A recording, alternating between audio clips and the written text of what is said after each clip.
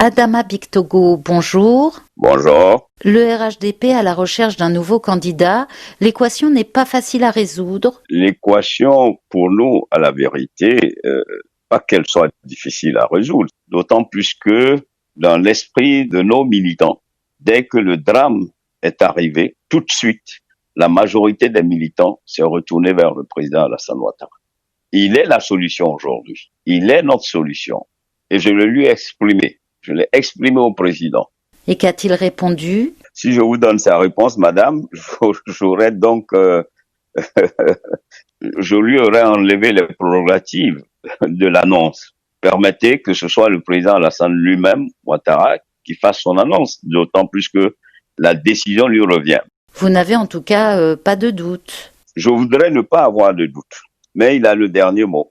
Je vous rappelle que pour ce que je sais de l'homme, il a toujours été en symbiose avec sa base. Et pourquoi alors? Parce que vous pensez qu'il est le seul à pouvoir battre l'ancien président Bédié? En l'état actuel, oui, il est le bon candidat, le mieux placé pour battre le candidat Bédié au premier tour. Parce que vous pensez aussi qu'il est le seul à pouvoir rassembler son camp, éviter les déchirures entre les prétendants? Tout à fait. Aujourd'hui, il est non seulement le ciment de notre unité, et puis au sein du RHDP, il est notre refuge. Il est en même temps le catalyseur de toutes nos ambitions. C'est donc pour éviter la guerre des dauphins. Voilà, pour éviter la guerre de dauphins et pour mieux se concentrer sur l'élection présidentielle du 31 octobre. Voilà, il est sans ambiguïté, sans ambages. Pour l'heure, c'est le président Alassane Ouattara. Mais cela signifierait qu'il renie sa parole? Il ne renie pas sa parole. Il est face à une situation exceptionnelle, née d'un contexte nouveau, donc il revisite le contexte. Ceci étant, il avait dit que si Bédié est candidat, il pourrait être aussi candidat. Le RHDP a toujours dit depuis le changement de constitution qu'il avait le droit de se représenter, mais vous savez bien que s'il décide de se présenter une troisième fois, cela va rouvrir nécessairement le débat, cela va ternir son image. Pas du tout. Depuis l'adoption de la constitution, c'est une autre république. Ça ne va pas ternir son image, mais le destin est ce qu'il est. Donc, madame, je crois qu'il faut qu'on sorte un peu de certaines considérations.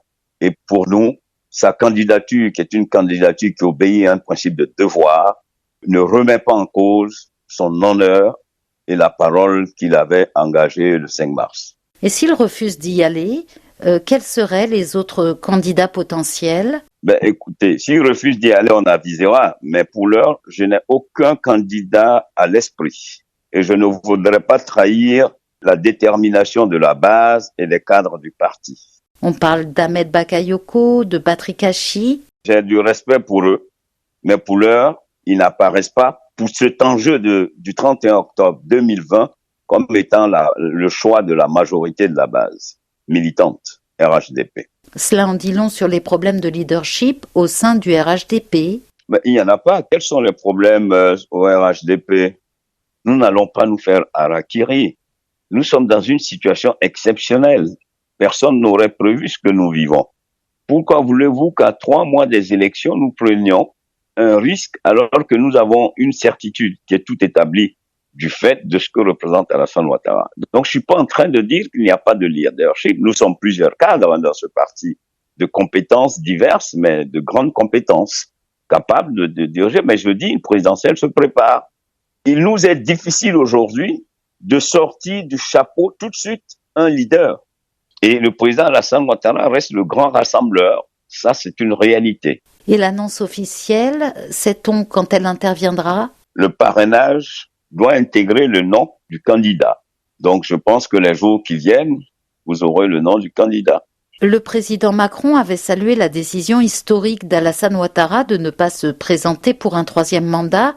Quel était le message de son ministre des Affaires étrangères, Jean-Yves Le Drian, quand il est venu à Abidjan pour les cérémonies? Je n'ai pas participé à une audience avec le ministre Le Drian, mais ce que je voudrais dire, autant on respecte l'annonce, autant nous voulons aussi que les personnes tierces respectent qu'il y a un principe de devoir vis-à-vis du peuple de Côte d'Ivoire. Accepter que cette fois, le devoir ait une prééminence sur certains principes ou alors sur la position de certains pays. Aujourd'hui, son pays l'appelle une fois de plus. Adama Bictogo, merci. Merci à vous.